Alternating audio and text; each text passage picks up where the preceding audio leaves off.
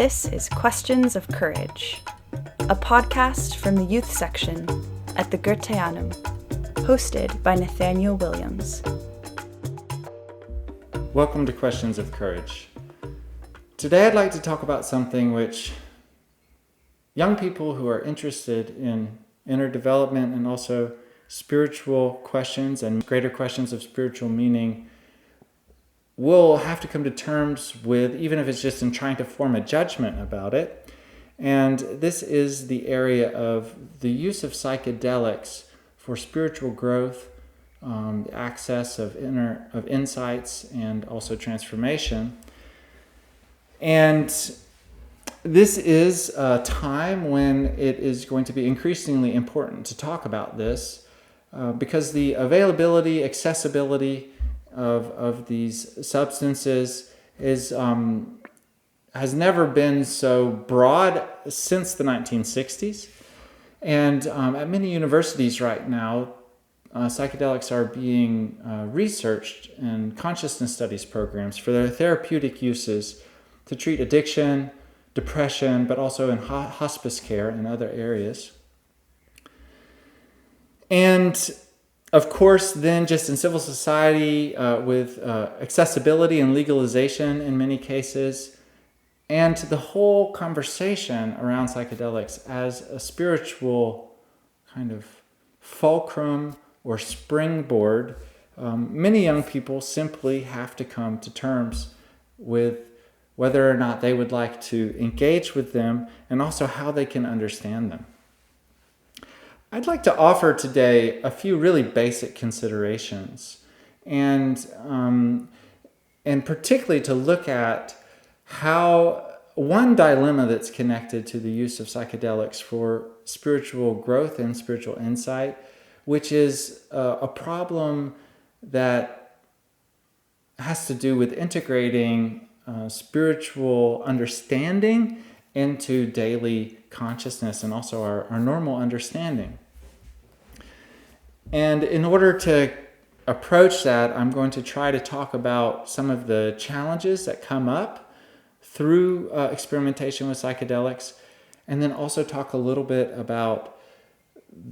the variety of contemplative practice and meditation that is really at the core of the work at the Goetheanum, and which I've already spoken about in a previous episode called Meditation as Inquiry. And these two things can hopefully illumine one another and get to what I think are some pretty crucial points. Now, there's a misconception out there. Many people, when they think about psychedelics and that are often called hallucinogens, they don't understand what all the fuss is about. I mean, if you have these drugs and you have hallucinations, why would they have such profound importance for you? I mean, just like a fantasy or a dream, can't you just dismiss them? Or, why do you take them so seriously? And this is something that points towards the power of psychedelics, which is they open up a variety of experience in some cases which would best be compared, and which often is compared, to really powerful mystical experiences or spiritual experiences. And William James, the American philosopher and psychologist, was already really interested in this distinction, and he himself was very interested in the potential that psychedelic drugs had in furthering understanding and also spiritual perception. And he tried to describe this character by calling it a noetic quality. When you have these inner visions, or what we call hallucinations, they have a kind of power where they prove their own validity, they prove their own legitimacy, they communicate something that is almost like a primal beingness. And compared to normal consciousness, it's really hard to describe it. And when the countless people since the 1960s, at least in the English-speaking world, have been exposed to this, one of the first dilemmas that they found themselves having to come to terms with was how to integrate these experiences where suddenly they, at the core of their being, feel convinced that there's a spiritual foundation of existence with their normal knowledge. And their normal knowledge is such of kind of just contemporary scientific discourse, which views human consciousness itself as a hallucination and as unreal, and as the world itself as a kind of inert and lifeless process that, through the laws that pretty much everyone is familiar with through natural history and environmental science, have led to the great variety of life that we know. But there's not a spiritual dimension to this life. So people find themselves with a kind of gap. They have an experience where they have to acknowledge the reality of this spirit, which was induced by the use of psychedelics. And on the other hand, they have kind of normal knowledge, normal consciousness, normal awareness, and this seems like utter nonsense. And then they have to find a way to try to integrate these things together. Now, people went very different ways. In the last 60 years, people went all different ways to try to bring these things together. And in many people's biographies, you find different solutions and different attempts to integrate these powerful experiences that were opened with a kind of deeper understanding of existence. Now, I'd like to just kind of frame this difficulty, this initial dilemma that can emerge in a way by comparing it with an access to the spiritual which is built up on a kind of organic and incremental process of inner work and development. And then to try to bring the two together and see what understanding comes out of that. In an earlier episode that was focused on meditation as inquiry, I tried to describe some of the contemplative practices which are at the heart of the School for Spiritual Science, which has its center at the Goetheanum. And I'm going to characterize them and describe them again within this context in a slightly different way. But let's, first of all, just imagine, I'm going to ask you to follow along with me and describe some of the developments that can be achieved through a disciplined practice of a certain type. And I'd like to say emphatically that I am sharing all of this with a background presupposition that anyone who is interested and willing to try to follow a similar path would come to similar results, even though they might describe them somewhat differently. And that in no way do I want to just present them in any authoritative way, but also they, like all explorations, would be subject to both improvement and more specificity. Okay, having said that, if we make as an object of concentration a picture, a symbol, a geometric form, a verse, and we gather all of our concentration together and we focus it on this object of consciousness, of concentration. But we do so in such a way that we make sure that our feeling is also involved and that we experience the exertion of our effort and our will in the process as well. We can come slowly to be able to concentrate and limit our awareness on a focused point, and that all of our powers of concentration and feeling and effort find themselves focused in this point. Necessarily, the other side of that is that we're not losing ourselves in thought associations or sensations of our body, but that we're really kind of losing ourselves in this picture, this meditative experience of concentration and attention. With time and repeated practice, what happens is that this picture begins to exhibit a kind of life of its own in ways. It begins to exhibit a kind of dynamism and also warmth and radiance and a kind of creativity that surprises one, and that one experiences that it is in a way independent of one's own creative inventiveness. And this is really interesting because there's something paradoxical here, namely that this is a product that one is bringing forth through one's intense concentration, almost like a creative act. And at the same time, in this field of concentration and imagination, one has the experience that something is coming back towards one that is a surprise that one is not responsible to, and yet which is dependent on one's ability to concentrate and to control one's awareness. Now, this is a kind of opening of a new quality and dimension of experience, one that is extremely refreshing and in a way invigorating, and that has moral dimensions, both of the good and of the bad. But in any case, it's as if a scene on television, which was black and white, suddenly went in full color. Another comparison is if we look back on our normal thought that we experienced before we developed this kind of concentrated discipline practice.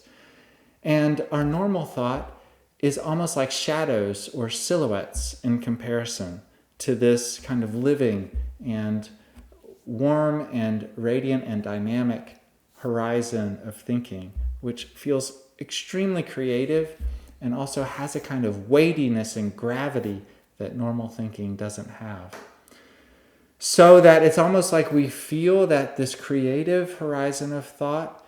feel like where we find something that is real, and in our normal thought, we almost feel like we're dealing with shadows and silhouettes, things that are fleeting and ephemeral. But these two things do not feel like they exclude one another. Instead, one feels that every normal thought, abstract thought, or kind of shadowy thought, is connected somehow to this plane of creative life. And one learns to be able to follow, so to say, from a shadow to the real thing, or what I'm going to say is the real thing, even though we're talking about, for instance, an inner experience, and to see how normal consciousness and a kind of creative horizon or plane of consciousness are interwoven together. It is not only that we feel that the creative plane of consciousness is meaningfully connected to kind of abstract thought or these shadowy thoughts of normal consciousness, but we also feel that this creative plane of thought is related to the whole world that we think about. And now, whether that be the wheat in the fields, the clouds in the sky, the colors of the rainbow, the cars and houses that we get in and out of all day, computer technology, or streams and rivers, weather patterns, or technologies of metallurgy, all of these things, that this kind of creative plane or horizon of experience is connected to them, and that somehow we sense that there's a kind of creative foundation for the world that we live in that does not usually come into our consciousness in daily life before, and did not come into consciousness before we developed these practices. Now, important to notice here is that the entrance into a kind of spiritual experience in this way is something that one develops incrementally, that one has a kind of control over, and that is accompanied by, because of its incremental organic nature, that can't really be separated from a certain kind of understanding of the relationships and interconnections of these different varieties of experience. And this differs, obviously, from a situation where one has a very strong spiritual experience, and then one is placed back in a kind of sober, waking consciousness, and one feels a huge gap between the two, and yet one somehow has to find an integration of these two. Now, I'd like to return to this challenge, however, and to just bring to articulation and concern one concern that one could think about quite a bit and try to deepen, and which I think is very important. If we develop a kind of relationship to the spiritual, which is based on an intensification of our own participation and abilities, and a kind of growth of our capacities and spiritual capacities, then one thing that we realize is that in order to turn and enter with understanding and consciousness into the spirit, a lot of inner activity and inner effort is necessary on our part, and that because of this effort and this kind of pulling ourselves together and participating in things,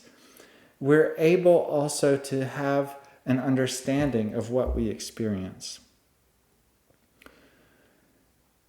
In normal life, that is not necessarily how we experience ourselves. In fact, it's something the other way around. It's through surrendering ourselves to our physical body that we have this amazing event that we call just normal consciousness. But it's in normal consciousness that we experience our thought as shadowy, as silhouette-like, and as abstract and fleeting. But we experience the rich and amazing world of normal perception and judgment, which natural science and contemporary science is built on, as well as all of the technologies that can grow from that. Now, in the case of a person who has had a very strong experience through psychedelics and is then placed back in an experience of a kind of normal awareness where one is just surrendered to the body, something very important comes to the fore, and that is the following. When we're in such a situation, it's easy for us to imagine that the spiritual experience that we have just had is possible through turning towards the spiritual world with a kind of surrendered attitude,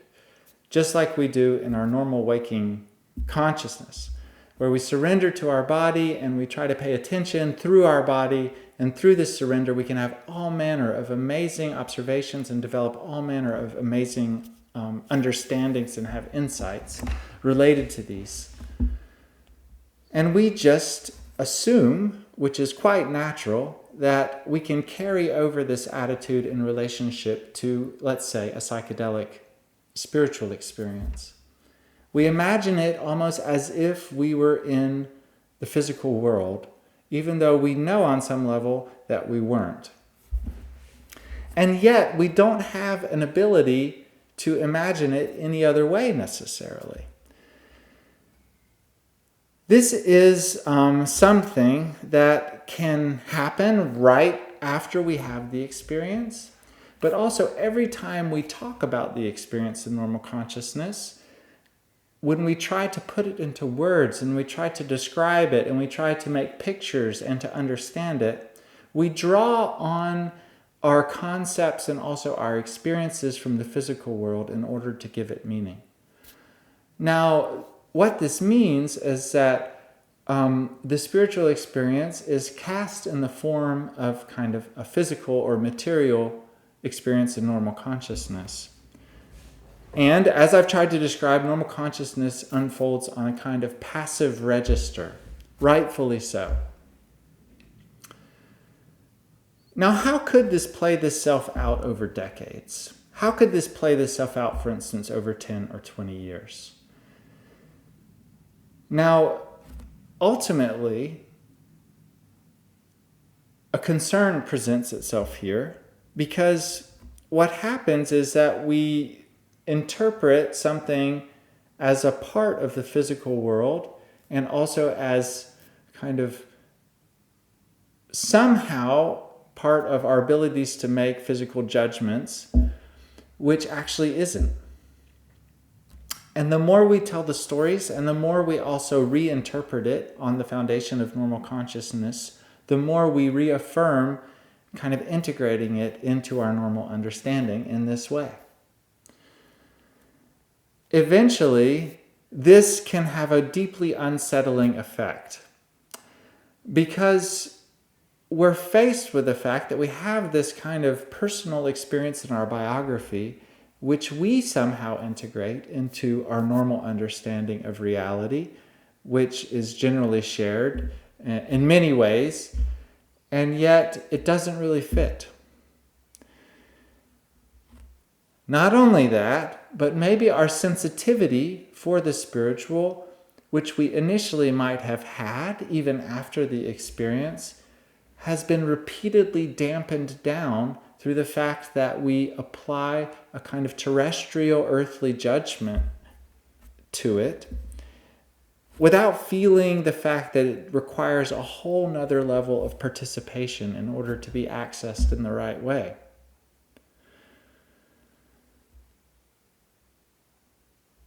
Eventually, this can have the effect that we feel almost compelled, that one can feel compelled to take a hold of daily consciousness, normal science, normal understanding, and even materialism, and to reject, in a certain way, an openness to spiritual reality. This is a very paradoxical dynamic whereby a very strong impulse comes into our biography, which has a spiritual character, but through our attempts to try to integrate it, but maybe not being where we're not fully successful, we end up in a situation where it becomes an unsettling presence. And our repeated attempts to integrate it, however, with the wrong tools, have also gradually taken away and silenced many of its most important dimensions. And because of that, we may find ourselves feeling compelled to reject spiritual thinking and also spiritual ideas because we feel that our own coherent identity is somehow challenged in the end by this. And this is indeed a process that I think can be traced through the lives of some really remarkable and significant individuals from the 1960s who were the first generation in modern times to have to deal with this situation, and where one can follow something of this dynamic. The paradox is that psychedelic experience opened them profoundly in a way to consider spiritual ideas, but at the same time it led them towards a closing off and maybe even towards a kind of very radical ecological materialism or some other variety. This is a concern that I hope is understandable and also that people can follow, and that is connected to the question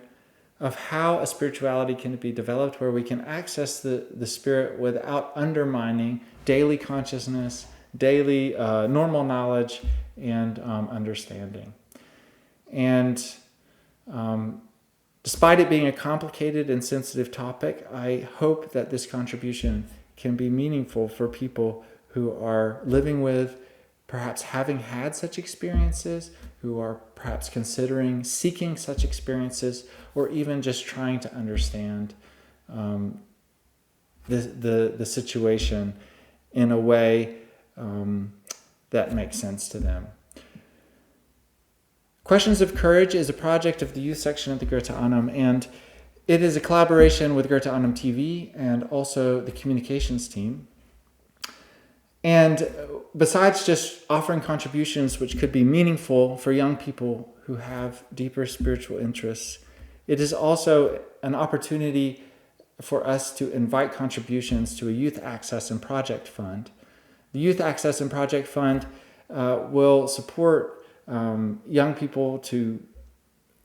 attend and participate in projects and programs related to some of the issues that I've been bringing up in the past episodes and in this episode, and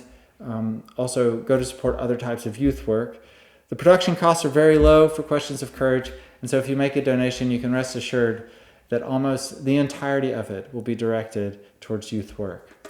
Thank you for joining me.